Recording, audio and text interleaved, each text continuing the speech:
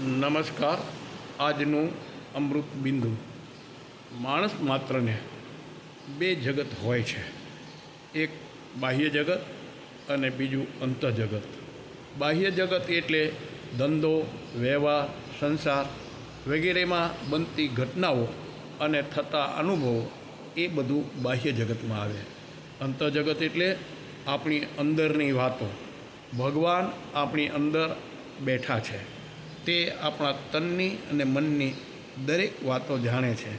તેનાથી કંઈ છુપાવી શકાતું નથી. આપણા કર્તૃત્વ કેવું છે અને તેનો હેતુ શું છે વગેરેનો વિચાર કરવાનો.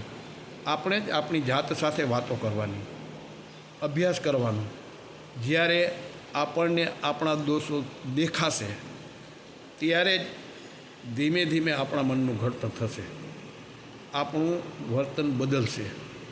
જ્યારે આપણને આપણી ભૂલો દેખાય ત્યારે જ આપણે સુધરવા પ્રયત્ન કરીશું, સમજીને જીવવાનો પ્રયત્ન કરીશું.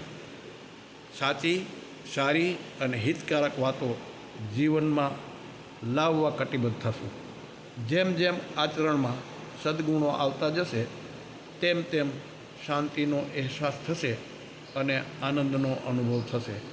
અસ્તુ. જય શ્રી કૃષ્ણ. સૌનું મંગલ થાવો.